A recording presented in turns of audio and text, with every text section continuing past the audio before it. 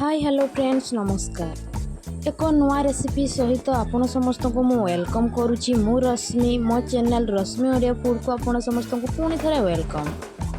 आज मु आपण मानक ब्रह्मपुर स्टाइल रे बोरकोली आचार प्रस्तुत करी देखी। आपण मैंने गेस कर जानी पारुथे आम बोरकोली आचार केते टेस्टी लगे और यही समय आम आचार प्रस्तुत करूँ। यार छुंकरे जी टेस्ट रही आपण मैंने वर्षे 2 वर्ष स्टॉक करके भी रखिपारे। यह फिंपी बिल्कुल भी मारिब नहीं। देखो मु बरकोली को धोईकी हलदी लुण गलैकी 2 दिन पर्यंत टिके खरारे सुखई देथिली। एबे यार मसला प्रस्तुत पाई मु धनिया जीरा पानमोहरी मेथी सुखिला लंका सरिष सबको प्रथमे आम गरम कड़ई रे पकईकी भाजी नेबा। यह आमर आचार रे आमर मसला प्रस्तुति आम या करवा। आपण मैंने चाहिए एथिरे गोलमरिच भी मध्य पकई पारिबे। देखो यह भजा आमर हे आसिलानी। भल भाव में लो फ्लेम रे ही यहाँ भाजबे ना पूरा पोड़ीଯିव। देखो यह भजा आमर हे आसला। एबे आम भल भाव में यहाँ ग्राइंडिंग करनेबा जेपरी यह पूरा भल भाव में मिक्स हो यार दरखड़ा रही। देखो मुझे मसला सब प्रस्तुत करनेली। एबे यार आण पाई आम जो पाग करवा से मु कपेरु हाफ कप अल्प पानी नेबे, बेसी अत्यधिक पानी देबेनी। देखो आमर हाफ कप पानी रे मु प्राय 1 किलो गुड़ नहीं मु मीठा बोरकोली आचार प्रस्तुत करुच्ची। पानी बेसी देले आपण मानकु पानी को अत्यधिक मारिबा को पड़िबो। पानी रहिले आमर फिंपी मध्य लागिजिबो। देखंतु गुड़र पाग आमर हेई आसिलानी। एहीपरी आकार रे आमर गुड़टे भल भाव फुटिला परे एबे आमे सेथिरे स्वाद अनुसार लुण पकेइबा। आमर लुण देखिकी देबे काहेकि आमे बोरकोली रे भी मध्य लुण सुखैला बेले देइथिले। हाफ स्पून चीनी टिके मीठा आसीबा पई टिके चीनी पकेइबे। एबे देखंतु गुड़टी आमर फुटी ही आसिला परे आमे जो मसला को आमे पेस्ट करिकरी रखिथिले गुंड करिकिना ताकू एबे आमे सेथिरे अधा मसला एथिरे पकेइबे। एवं आ गोटे मु मसला प्रस्तुत करिछि जोडा कि लवंग एवं अलैचर ताकू मध्य पकेबे। ऊपर मु गोलमरिचर गुंड पकाउछि जेहेतु मु गोलमरिच भाजी नथिली। आपण चाहिए गोलमरिचर गुंड भी मध्य ऊपर पकईकी या भल भाव में मिक्स करनेबे।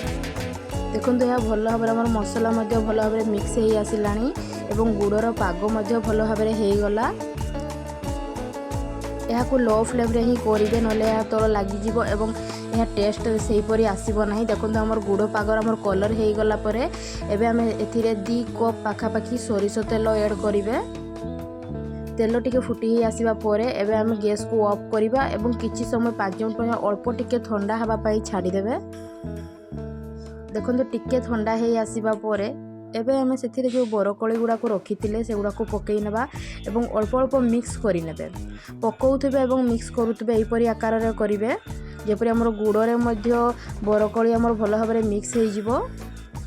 यह आपण मैंने वर्ष 2 वर्ष भल भाव में स्टॉक करके भी रखिपारे। यह बिल्कुल भी फिंपी मारिब नहीं। मीठा बोरकोली आचार समस्त को छोट बड़ समस्त को बहुत भल लगी थाए। तेणु मुझे रेसिपी रे आमर खरा दिन बोरकोली आचार निश्चित थरे घरे प्रस्तुत करंतु।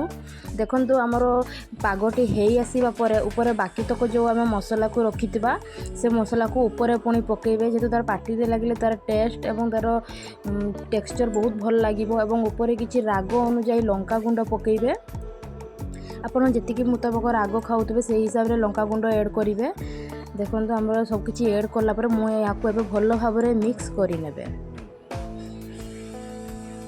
देखो भल भाव में एगुड़ा मिक्स हो गला परे एबे आमे याकू किछि समय ठंडा हेबा पई छाड़ी देबे। तापर आमे याकू काच जार रे पैक करि नेबा।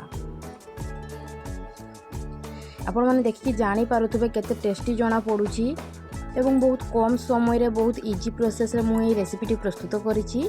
देखंतु मु एबे याकू जार रे हमरो पैक करि नेली। आपण माने तो देखिकी जानि पारुथबे केते टेस्टी जणा पडुछि। निश्चित थरे घरे प्रस्तुत करंतु। एबे देखंतु यह पैक हो गला परे एबे आमे याकू छुंक दबा। छुंकरे देखो मु 1 कप ऊपर टिके तेल नहीं सरस तेल नहीं। तेल को भल भाव में गरम करने जेपरी तेलर आमर बास्नाटा बिल्कुल भी रहिबो नहीं।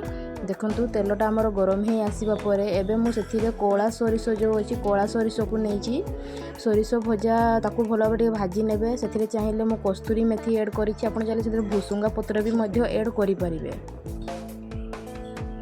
टिके छुंकटी हेई आसिला परे सेथिरे अल्प हाफ स्पून रु भी कम 1/4 स्पून हिंगु टिके देबे। हिंगु देले तार फिंपी मारिबो नाही एवं तार टेक्सचर स्मेल बहुत भल आसीबो।